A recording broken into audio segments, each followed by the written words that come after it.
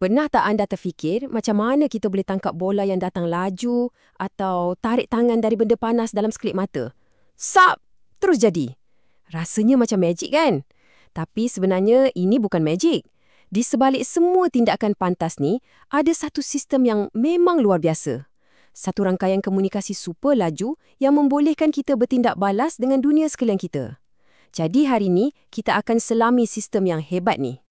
Jadi, persoalannya, sepantas mana sebenarnya reaksi anda? Mungkin lebih laju dari yang anda sangka. Jom kita cuba satu eksperimen klasik yang mungkin anda pernah buat masa di sekolah dulu. Ini cara yang paling mudah dan seronok untuk ukur sendiri kelajuan gerak balas kita. Inilah dia, ujian jatuhan pembaris. Caranya senang je, minta kawan anda pegang pembaris dan anda pula bersedia nak menangkapnya bila ia jatuh. Jarak pembaris tu jatuh sebelum anda dapat sambar, itulah yang menunjukkan masa reaksi anda. Lagi pendek jaraknya, maknanya lagi pantaslah anda. Nampak macam permainan kan? Tapi percayalah, di sebalik tindakan mudah ni, ada satu proses biologi yang sangat kompleks sedang berlaku. Dalam detik yang singkat tu, sesuatu yang menakjubkan terjadi. Mata anda nampak pergerakan pembaris yang jatuh. Itulah yang kita panggil rangsangan. Kemudian, satu isyarat melesat laju melalui badan anda dan tangan anda bertindak balas dengan menangkapnya.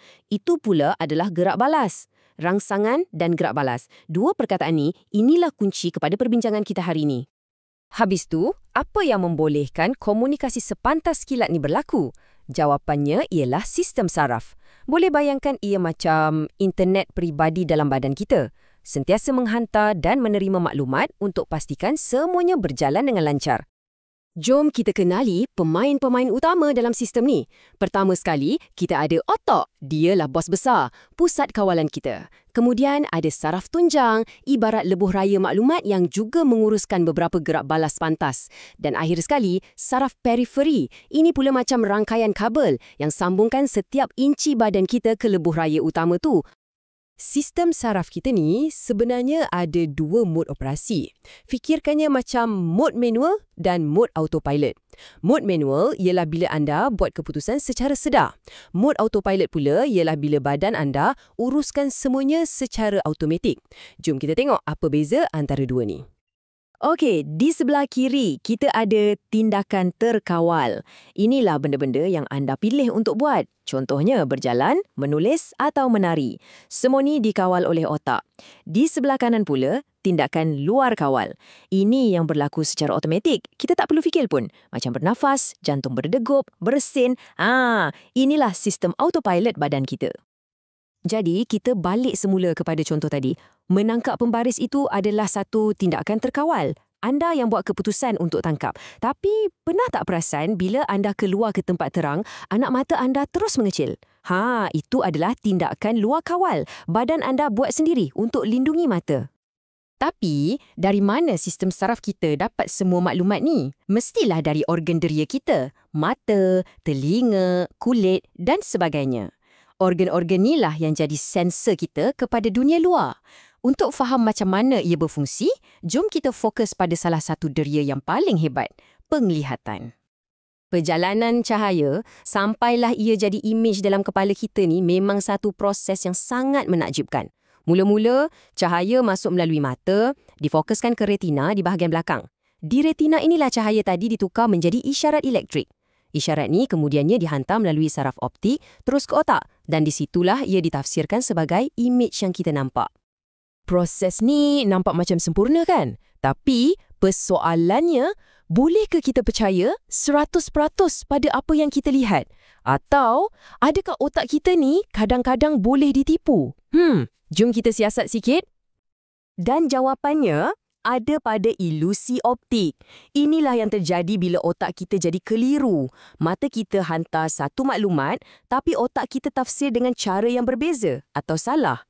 Ini satu peringatan yang menarik kan? Yang persepsi kita tentang realiti ni tak semestinya tepat sentiasa. Selain tu, ada lagi satu perkara pelik tentang mata kita, iaitu bintik buta. Sebenarnya, setiap mata kita ada satu kawasan kecil dekat retina yang langsung tiada sel pengesan cahaya. Apa-apa imej yang jatuh betul-betul kat situ, sepatutnya kita tak nampak.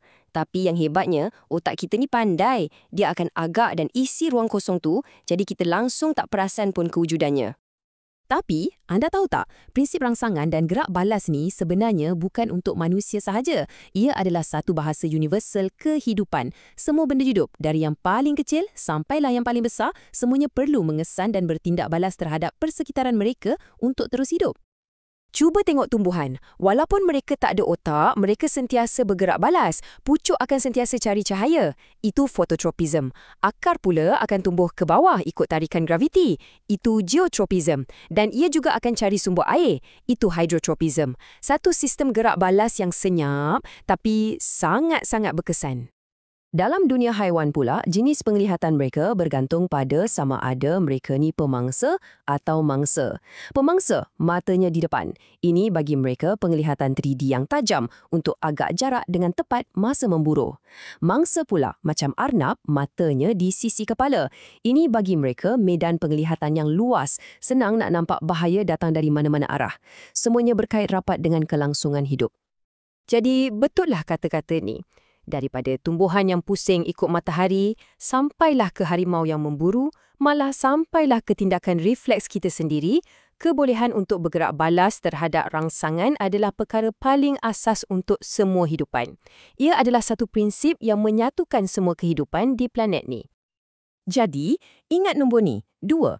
Ada 2 sistem yang sentiasa berjalan serentak dalam badan anda. 1, sistem terkawal, di mana anda lah pemandunya. Dan yang kedua, sistem luar kawal, si autopilot yang pastikan anda terus hidup tanpa anda perlu fikirkan pun. Dan ini membawa kita kepada satu persoalan terakhir untuk direnungkan. Kalau badan kita ni boleh buat macam-macam perkara secara automatik untuk lindungi diri kita setiap saat, cuma bayangkan apa lagi agaknya proses-proses tersembunyi yang sedang berlaku dalam badan kita sekarang ni yang memastikan kita terus hidup. Sesuatu untuk kita fikirkan bersama.